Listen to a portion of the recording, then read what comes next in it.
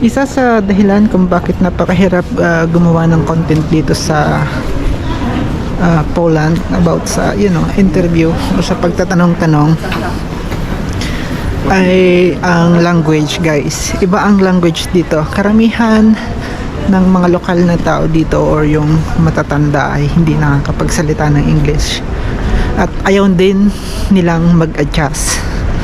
So kailangan marunong kang mag-polish dito, naiintindihan mo, kaso nga napakahirap, no?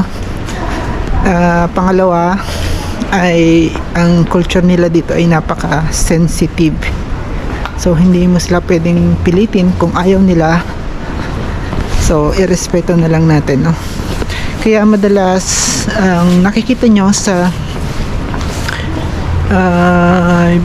video ko ay or sa content ko ay ang pagpapakita lang ng magagandang location dito sa Gdańsk, no?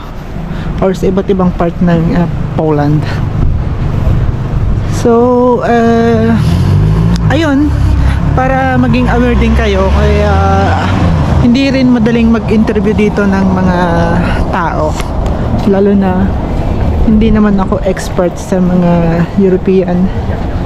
So kaya mas madalas ang content ko ay pinapakita ko lang yung ganda dito sa Gdańsk. So maybe for the future kakayanin ko na, no? So maging masaya na lang muna ako kasi nakakapag-content ako dito, malaya. Kapag day off ko, nakakapamasyal din kahit paano kasi dito lang yan sa pinagtatrabahan ko. Lahat ng makikita nyong content ko ay malapit lang dito sa pinagtatrabahuhan ko, no? So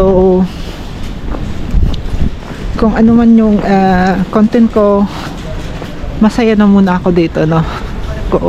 Para na rin maipakita sa inyo yung ganda dito sa Poland. So andito ulit ako sa Old Town.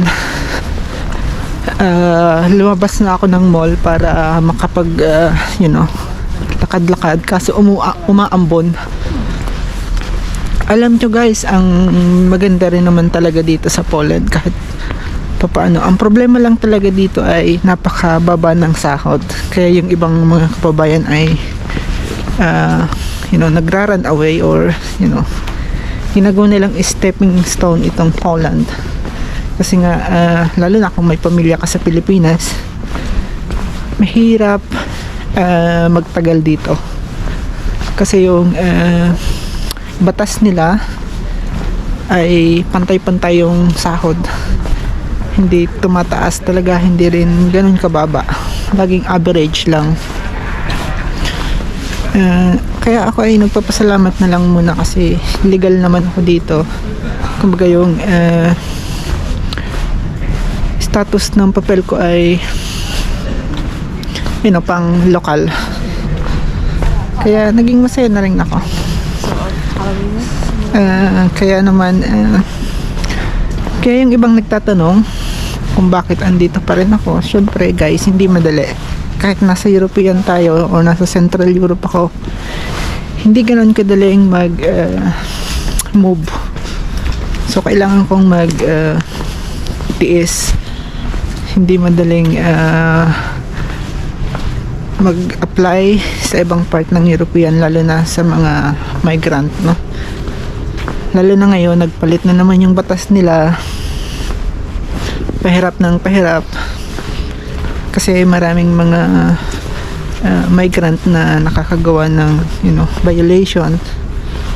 Every year ay pahigpit ng pahigpit, kumbaga.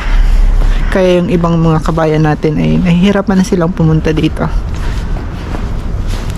So ang sa akin ay madali lang. Kumbaga tsinatsaga ko lang kung ano yung meron. So nagpapasalamat ako, no?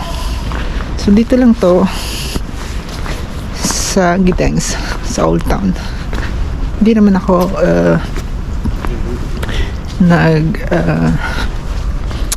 mamadali or Minsan naisip ko yung ganyang bagay, pero gusto ko kasi ng ganito, yung nakakapaglakad-lakad ako. Kapag may sumitang government official, may ibibigay akong papel, ayoko kasi nang maging TNT, kumbaga, sa madaling salita. Kaya tinitiis ko talaga, guys. Hindi madali yung trabaho ko rin dito sa Poland. Napakahirap din ang magtrabaho sa hotel dito kasi mostly manual, parang machine ang turing nila sa inyo, sa mga foreigner or sa mga migrant dito. Kaya marami ring umaalis. So hanggang dito muna yung pagkukwento ko sa inyo about buhay ko dito sa Poland, no? So puputulin ko muna, isusuksok ko muna ulit yung kamay ko sa jacket kasi umaambon, malamig din. So 5 degree today. So ngayon ay alas 4 na. So 15:49. So 3:50 na, no? So bye, guys.